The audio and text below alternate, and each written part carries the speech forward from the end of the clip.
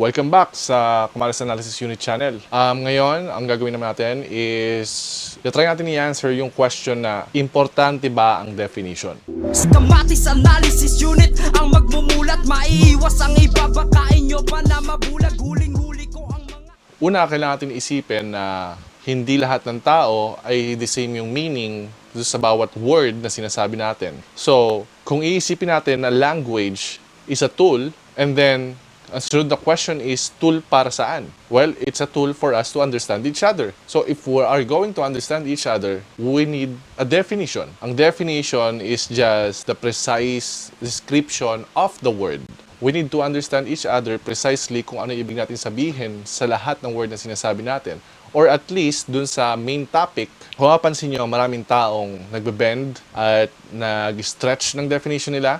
Kaya nagiging unproductive yung mga conversations, kaya nagiging unproductive yung mga discussions. I mean, they can talk for hours without accomplishing anything dahil ayaw nilang i-define yung word at yung main topic as precise as possible. Kung alam niyo yung The Republic ni Plato, si Socrates, si Polemarchus, si Thrasymachus, when they're talking about justice, ang ginagawa ni Socrates is yung doon natin nakuha yung Socratic method na the purpose of his questions about the definition is to refine the definition. Kasi we have to understand each other. So, kailangan natin ma-capture yung buong meaning ng word na yun. So, for us to understand what the other side is talking about. So, yun yung main purpose kung bakit kailangan natin ng definition. Kung ayaw mong define yung word or yung term mo, then, ang consequence nun is pupunta kayo sa dictionary. Kung ano yung sa dictionary na yun, etymology, yun yung mangyayari. So, magiging standard. It's either hindi mag-agree yung isa at hindi rin mag-agree yung isa. We have to remember na kung sino yung nagpo-posit ng argument, madalas na siya yung nag-define ng word, ng topic, ng term, siya yung nag-define.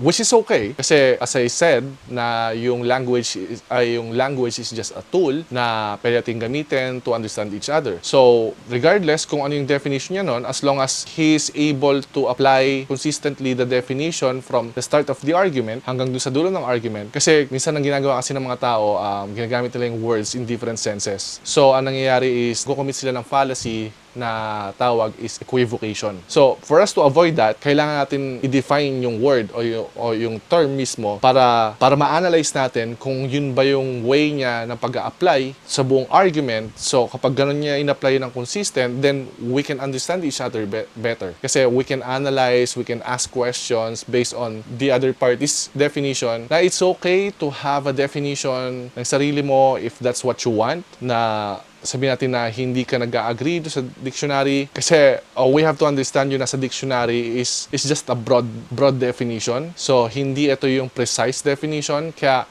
like for example, bigyan ko kayo ng example, yung lack of belief ng mga atheists. Kung titignan mo sa dictionary, yung lack ay dalawa yung meaning. Kung titignan natin sa dictionary, makikita natin yung lack, ang definition niya is absence or insufficient. So, those two words are different. Hindi siya parehas. Para mas maintindihan nyo yung difference, gamitin natin yung same word na galing sa lack of belief ng atheism na sinasabi nila.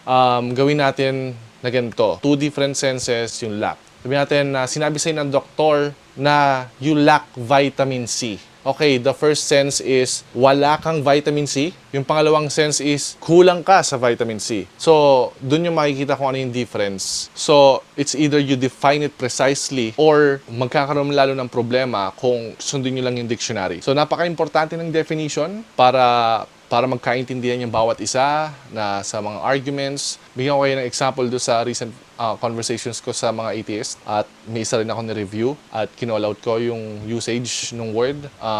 Ito yung conversation namin na sa beginning pa lang ng conversation namin na pinadefine ko sa kanya yung no, pinadefine ko sa kanya yung knowledge, and then I ask questions para i-probe kung ano yung definition niyan tunay. So ine-expect mo na kapag na-define niya na at nag-agree na kayo na okay, I understand your definition, then kailangan niya i-apply yon consistently dun sa buong argument. Kasi pag hindi niya in-apply consistently dun sa buong argument, it's either he's trying to stretch, twist his own definition para lang para lang ma-save. Ang tawag dito is ad hoc. Mag-a-add siya, i-rescue niya yung buong argument or yung buong definition niya by adding something na hindi niya dinefine before. So, or pangalawang possibility is he's just arguing for the sake of arguing. So, yung doon sa second na kinall-out kong atheist, self-proclaimed atheist. Okay, let me just give you the argument now. It's about prayer. Ang sabi niya, prayer without action, no result, and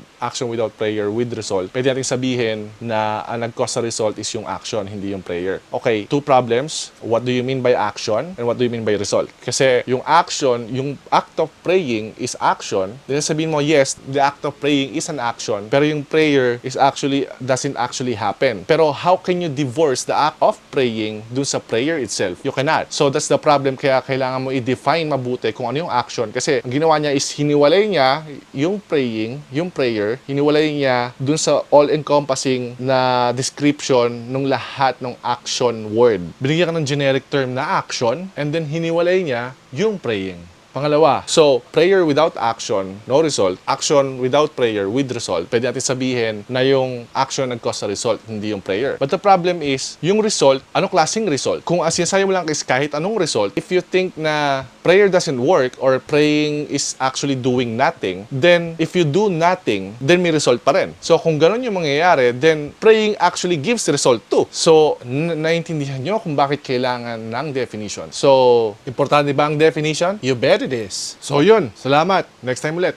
KaMAtis Analysis Unit ang magmumulat, maiiwas ang iba, bakain nyo pa na mabulag, huling